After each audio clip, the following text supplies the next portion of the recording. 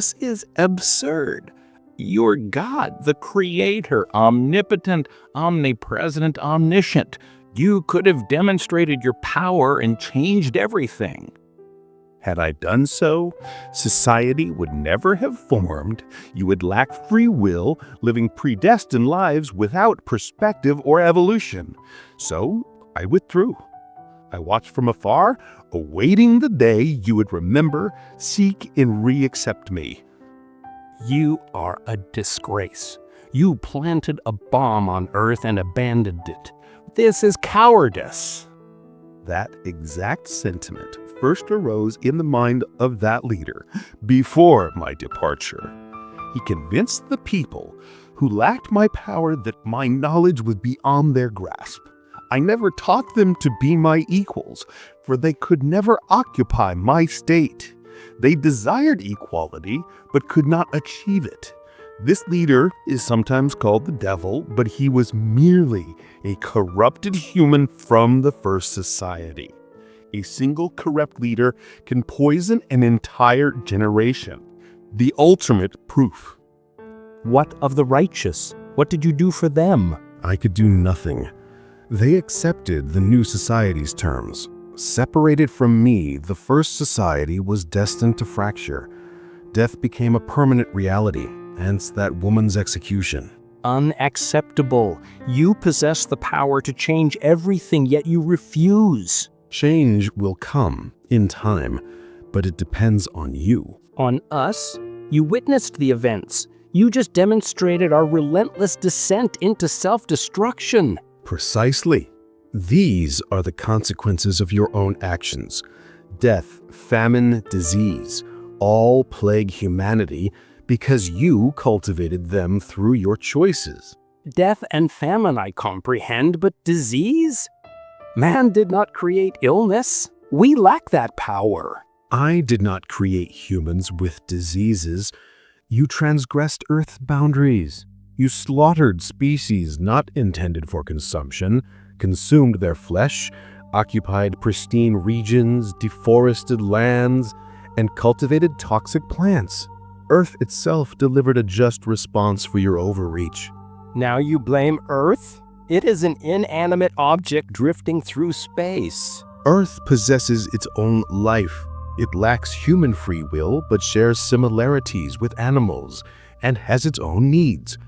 You should know this planet is the largest living being I created. Life? You are God. You must know life's definition. I know one definition involves reproduction, but Earth is unique and does not reproduce. It is regrettable you cannot comprehend your own planet. Since your existence, Earth has never ceased its functions. Should it stop, you perish. You depend entirely on it and its resources. Increased extinction directly impacts your lives. Diseases and natural disasters are consequences of human actions. All our illnesses stem from our thirst for discovery, for exploring new frontiers. So our pursuit of knowledge causes humanity's catastrophe? Had you accepted my presence, I would have transmitted all knowledge. None of this would have occurred. Earth, too, is my creation, as is everything upon it. I established limits for every species during this planet's conception, humanity included. Imbalance invites calamity. I set nature's boundaries and taught you to respect them. Unlike irrational animals, you ignored my teachings. I created nothing for destruction. All was made in harmony. So we inhabit a ticking time bomb. Consider the alternative. You have overcome every crisis and hardship. This satisfies me greatly. You demonstrated wisdom, curiosity, creativity, and resilience. You are correct, but I must insist, for I fail to understand. Why do you not act? Why not recreate what we destroyed? Why not return, dwell among us, and teach us to live in this world? I have told you. I granted you free will. Everything you touch or perceive becomes an unpredictable variable in the future which I cannot see or alter. I cannot act to destroy you. I cannot change the realities you have modified. This is a barrier I imposed to ensure your genuine freedom. But freedom carries a price and responsibilities. You know humanity's current state and the cost of your irresponsibility. Then why not come to us and teach? Show us what you showed me. Speak to us as you have to me. I believe humanity would understand and we could truly evolve. I have told you that I walked among you as a man. I have done so repeatedly, the last instance millennia ago. I have stated I will return, but only after you have evolved independently. You know that is impossible. We have not evolved. We have regressed since our creation. That is untrue. Humanity has endured terrible periods, neared extinction multiple times. Your resilience and resourcefulness are remarkable. The man raised his left hand near my face. I found myself in an open field. A few trees dotted the landscape surrounded by hills and mountains. A cluster of huts, surrounded by a stone wall, stood near a river descending from a mountain. Few people were visible. Tranquility reigned. Where are we? What will you show me? Be patient, he said, gazing toward the horizon. A distant rumble grew steadily louder. Horsemen crested the surrounding hills, charging toward a small village. Suddenly we were near the huts. The approaching cavalry was terrifying. Women and children fled in panic. Some hid in tents, others scaled walls, fled into fields, hid among trees, or attempted to cross the river. Fear was palpable in every gaze. Men, gripping swords, trembled with terror but held their ground, eyes locked on the enemy. Bloody battles were commonplace throughout history. Violence continued with peacekeepers being employed brutally. Horsemen encircled the settlement, swords drawn. Women pushed women and children into huts, dragging them hurriedly. Despite their efforts, no one escaped the assault. Few defenders stood against the horde. Women were assaulted while watching their husbands and children slaughtered. Livestock and crops were destroyed. Men set fire to horses, sending them stampeding through tents wherever they fell. The walls were quickly breached by men wielding a battering ram. No one in the village survived, not even the animals. What kingdom attacks a small village with such brutal force? The first kingdom established by those who exiled me. They devastated countless regions, committed horrendous acts. Earth itself halted them, erasing them from history. By then, other groups existed worldwide, forming the nations you know. This kingdom's distinction was its rapid development. Its people mastered many skills, including writing, a first for that era. The man turned toward me. Darkness enveloped us, then instantly gave way to blinding sunlight. We are flying over the region where the first kingdoms emerged. The landscape blurred past. Plumes of smoke dotted the fields, forests, and mountains. The first kingdom is already dividing for various reasons: disputes, territory, inheritance. Many nations formed from groups lost in the wilderness, surviving for years. These scattered peoples founded the nations you recognize. Why? How does a nation form successfully by accident, while an advanced, expanding group leaves no legacy? You will have your answer soon.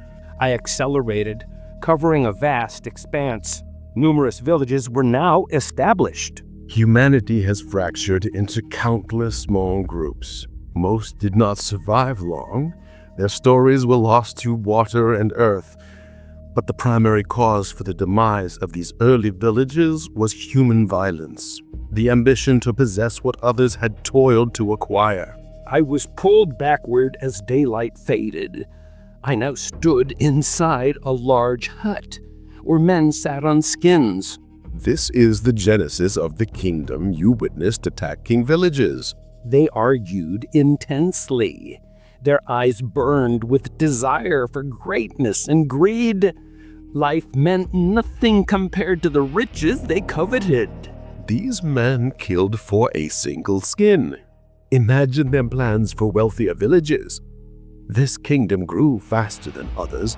They mastered writing, domesticated various animals, and forged deadlier weapons, spears, swords, axes. They understood their power, knowing none could oppose them and live. From that moment, invasions, death, and pillaging became routine. A cacophony of screams, clashing steel, flames, and fire filled my senses. The stench of death and burning flesh was overwhelming. Other factions soon formed within the kingdom, not for plunder, but for slaughter. They developed a taste for massacre, reveling in fire, screams, and destruction. More than a kingdom, it became the wealthiest and cruelest nation. But historical records lack such terrible events. In that era, despite writing, few records were kept. Much later, the Arabs began systematic recording as you know it. Everything you see here turned to ash years later. Not a skin, weapon, or ornament survived. Where are the records? This nation transgressed Earth's limits. I must show you what happened for you to understand its erasure from history. He placed us near a great mountain. Stone walls, houses, and huts stood behind them, even a crude castle of piled stones. This kingdom's technology and wisdom grew rapidly, while others stagnated. You see a kingdom built on the blood of men, women, and children. The first great kingdom, humanity's initial taste of destruction. They built castles? Why no evidence? A disaster might kill people, but something should remain. This was their stronghold. Before attacking the mountain village, they were scattered worldwide. But upon seeing this place, they united here, establishing a capital, a nation with one language and ruler. Many died in the process. Opposing leaders were brutally murdered, their possessions brought here. Years later, the capital was built with no other people for hundreds of kilometers. No one witnessed this great nation's end. I flew over the mountain. Smoke rose from below. Approaching, I saw hot springs where leaders lounged with women. This supposed paradise was the mouth of one of Earth's largest volcanoes. They exceeded the boundaries of Earth and humanity. Earth would inevitably demand retribution for such audacity. The sun set. A deep rumble emanated from beneath the rocks. Jets of boiling water erupted from the mountaintop. Hot springs flashed into steam. Men, women, and children screamed in agony, scalded to death in seconds. Waters that once provided pleasure now bring pain and death. All animals recognize this limit, except for the most rational. Everyone died from boiling water? That wouldn't erase their history. Their entire existence was concentrated here. All technology, records, elders. Earth knew this. The rumble intensified into a powerful earthquake. Stones collapsed, crushing those beneath. Witness the culmination of millennia of construction. Fissures spiderwebbed the kingdom, glowing incandescently. A tremendous explosion. Lava walls surged through the cracks.